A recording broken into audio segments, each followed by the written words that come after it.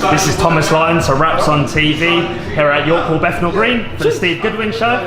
Fortunate to be joined by the Spider himself, Craig Richards. How's things, Craig? Everything's good, you know. Yeah. Yeah, we're good.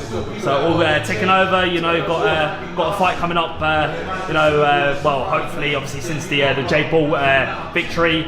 Just kind of talk to me about that performance. I mean, shocked, well, not to kind of within your stable, but a lot of people, obviously, you were kind of classed as the underdog for that fight, but I mean, showed excellent maturity and sort of clinicalness in your performance. Just talk to me a little bit about that. It was about time. Like, obviously, I've had a lot of hard fights coming through, and that set me for the stages to where I got to now. I've always had the technical ability, always had the IQ, always had the skill. I never had a massive amateur pedigree, so working out, learning myself. I've been doing that on the job. A fight or 2 fights ago, I finally know it. I know myself well. I know my right weight, like heavyweight. We know since I've moved up after the Buglioni, everyone's been stopped within 3 rounds. And I'm ready to go. And that performance, I knew. When I boxed October, when Ball pulled out, and I dispatched that guy in 2 rounds, he's boxed some good fighters. I'm sure he boxed, I remember he boxed Jose, they had a good fight, he boxed a few other guys. But everyone was always, when you don't know the opponent, you always question, oh, was it just that guy? So at that point there, I needed a credible opponent everyone knew was good. He's one of the British best boxers, GB, you know, ranked top 10 in the country. I was the underdog, meant to be a big guy, big puncher, awkward, skillful. I thought this is what I need, everyone to wrap me off so I can go out and perform what I know I could do. And I told everyone the whole time in the build-up, everything I said I'll do, I did.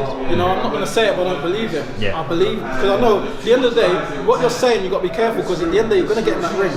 And you two are going to fight. So there's no point running up your mouth and then not performing. So I went in there and executed what I said I was going to do. So that was it. I wasn't shocked. Everyone else was shocked. And it was a good performance, and just don't get complacent, back in the gym, work harder and get ready to move on for bigger things. I think it was well documented in the build-up. Obviously, you trying to kind of fill into the weight, you felt a lot stronger. You said at the weight, at light heavy, and sort of God, when you can pass it on. Putting that work. Hello, Craig. Hello, how are you, young man?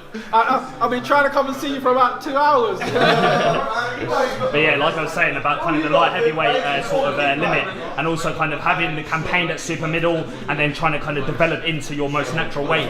How did you kind of feel that gave you the added advantage in the fight? Obviously, Jake, in terms of the stature and attributes, had a kind of a longer reach, but you were able to negate that from very early on. Just talk to me a bit about kind of preparation for the fight, strength sort of work, and sort of how it all kind of accumulated to get the result on the night. Just basically, it was over a period of time, because obviously anyone could put on weight, to whatever weight you want. You can eat rubbish and put on weight. It's about building the right weight to the right body parts and developing. That takes time.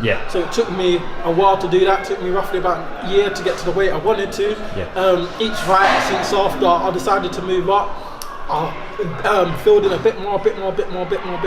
I'm naturally, I don't need size to be a puncher. I can punch anywhere unless I'm weight trained. At super middleweight, I lost my punch power. If you notice, every time I stepped over the limit, I was knocking them out within 3 rounds. So now I've naturally got to my weight. I built up, and now I'm where I'm comfortable. And you know when you're comfortable, you know you can feel like you can fight anyone when you're feeling strong, fit, and ready. And I'm at that stage now where I feel like I could knock out anyone. So.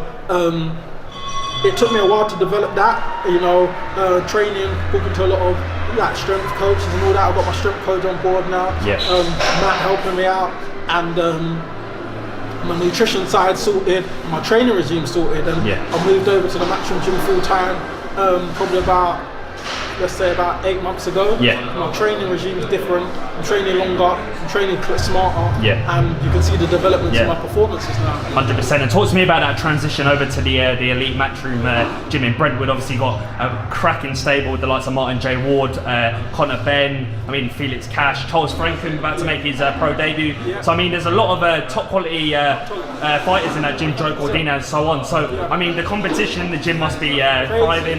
How much of a buzz is it being in that gym, having that sort of added motivation, competition to? Good, because I was over obviously before. I was between the Matchroom gym and the Sim gym. I was over at Boys Gym with Peter. then eventually Peter just had a filter out, and it was just me there. So I was kind of going over to the Matchroom gym each day. Yeah. Then eventually Peter said, you know what, this doesn't make sense. Just go to the Matchroom gym full time and train there. And since then, I've been with the boys. We've been training every day. Long hours, long hard days. Every day is a hard day, and you can feel your body developing as you're training. And you know, when you're training, you're thinking, this can't be for nothing. You're thinking, I can't wait till fight day. I can't wait, because when I get in there, this guy would have to be a serious operator to beat me. So the confidence mentally you're going to have from your physical work is crazy. And it's good. We're pushing each other on. You can't slap. Every run you're doing, if you're too slow, the boys will laugh at you.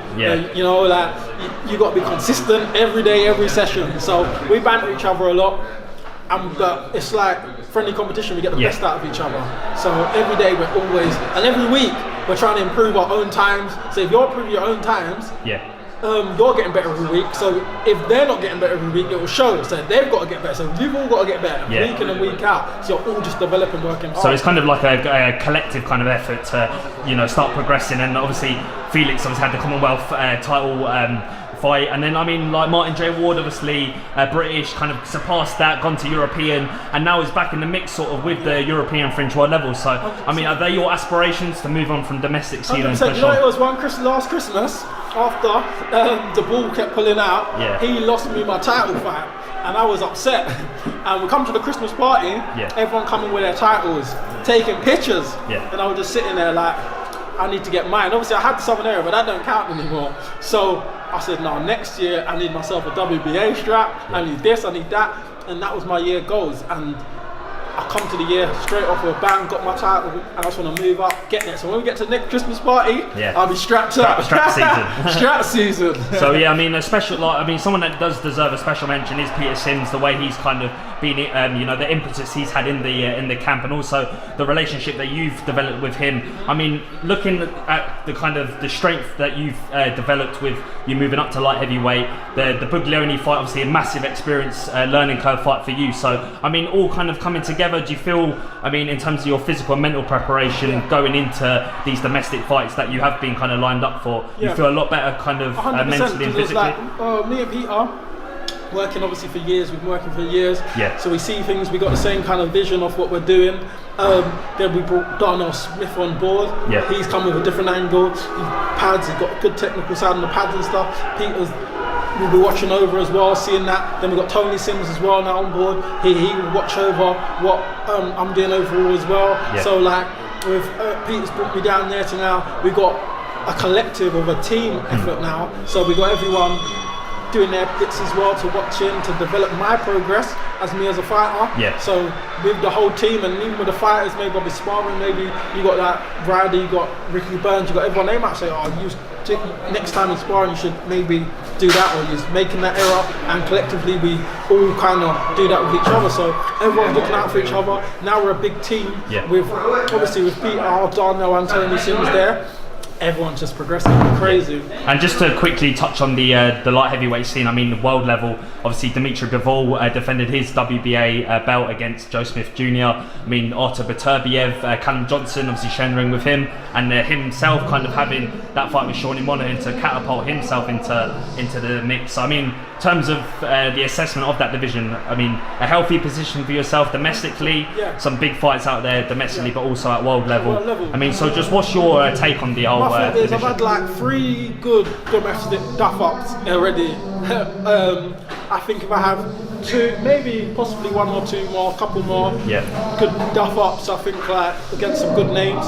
How many more British domestic duff-ups do I need? Move on, get maybe some European experience, and people at that level with different styles, and then we can start looking at moving up to the world level and trying to pick up some world titles. And a few names kind of that circulated around the domestic to kind of world level. I've seen recently Anthony Yard's been mandated for the WBO title against Kovalev. I mean, kind of faced a lot of criticism in the sort of wider boxing fraternity that he hasn't had the steps up. I mean, for you, you've always put yourself forward for those massive fights. So, I mean, in terms of like I mean, distinction between those kind of level of fights? I mean, do you feel like you're going to gain a lot more by putting it all on the line and fighting the best of the best in the division? Everyone's got their own plan, and they've got a certain plan. Obviously, they've got a method, and Tunde and him's got their method of what they feel works best for Anthony. Yeah. For myself, I feel like it's different for what works better for me. I feel like being in the big fights, being in the big occasion, being in tough fights, learning to dig deep and always being the underdog, getting used to the occasion, and coming through versatility is only going to make me better. And you can see every fight, you can see the development in my boxing ability. I'm not, if you look at like 10 fights ago or 7 fights ago, that me to, take for example, when I boxed for the Southern Area title here, against a guy of 12-0, you look at me now, I boxed against a guy of 12-1, and you can see the difference, which that guy is probably better than that guy in how I dispatched of him. So the development is massive every fight for me, and I think that works better for me. I never had a massive amateur pedigree, so learning properly, because it's not a game. When you're in there, it's just you two, and you're fighting something world level. At world level, everyone's got a good chin, everyone's got stamina, everyone's got technical ability and IQ. And so don't think you're going to go in there and blow someone out quickly. You've got to be prepared to dig deep, go 12 rounds. They take your shots, you've got to take their shots. You've got to have a good chin as well, good IQ and a boxing ability. And that's what I'm getting myself ready for, to move up to the world level, making sure I've ticked all the right boxes. So when I get in there, I know, right, I've done everything I was meant to do. This is the best version of me, let's go get it. Got it. So in terms of like, obviously, the platforms that you've had, Matchroom and kind of the Buglioni fight and also the Bull fight, and kind of that showcasing your skills, your patience and able to kind of explode.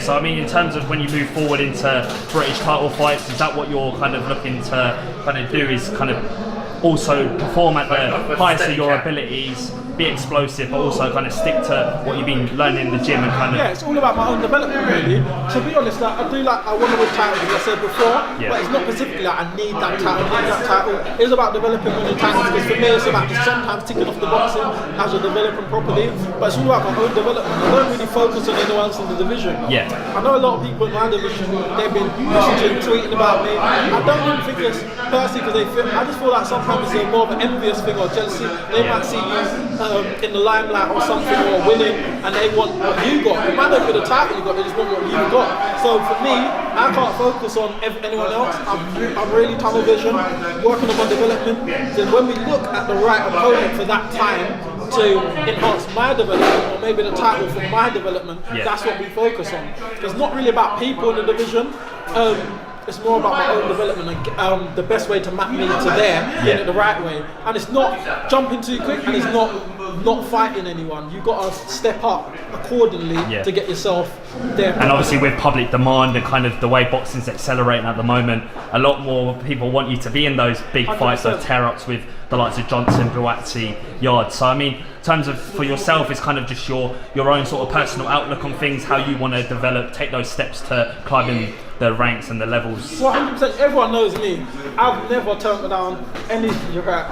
I've never turned down no domestic stuff. I've always been a fan pleaser. They write that. Okay, cool. Buglioni fight. I took that on 5 days' notice. No training camp. I was set to do a 6-rounder a couple of weeks before. Came out of camp. Got pulled for a 4-rounder. I thought, well, I can do 4 rounds. Went and done a 4-rounder against a journeyman, and then they called me out for a 12-round British title fight with a guy double your experience in the weight category above. From 5 days' notice, I jumped at the opportunity and I took it. People know I'm not scared for challenges and opportunities, you know, I will take them, but I've had to be smarter now, and I have to sit back and I have to say, you know what, don't just keep jumping at everything, where are you going with this? If you beat him, where does that lead you to? Does that develop you as a fighter? So I've got to now find a balance of public demand and also personal progress, and once I can cross them two and keep moving up, we're there. Spot on. And I mean, that was kind of a blessing in disguise, the Buglioni fight, and kind of to see the way you've progressed, that you've your own development's kind of pushed on now, and looking ahead to a very bright 2019. So. 100%. I think even with the Buglioni fight, everyone knew I took it on short notice. I didn't have a bad performance. I done what I needed to do in fight with 5 days notice. Went in there, come up short, and I feel like everyone watched the performance, thought, alright, the guy looks good, but what is he like with a training camp? Is he good if he trained, or is he not? And it was my next big fight everyone was going to make the judgment of. I picked another guy who called me out. I was the underdog, Yeah. you know, big amateur pedigree, GB, whatever. He's called me out, the big guy, big puncher, southpaw, awkward, and I went out there and dispatched of him with a training camp, and I just showed everyone what I'm like once I'm trained. Yeah, well, I appreciate you giving us some of your time on the platform. It's good to have you on, and I'm sure we'll have you down in the studio for the podcast on in the next kind of few weeks before obviously your fight announcement, hopefully soon. So, Craig, thanks for giving us some of your time. Thank you. Thank all the support, and thank Rats on TV. Thank everyone who supported and got my back. We work. Thomas Lyons, Raps on TV, Craig Richard, all the best. Top man. Cheers.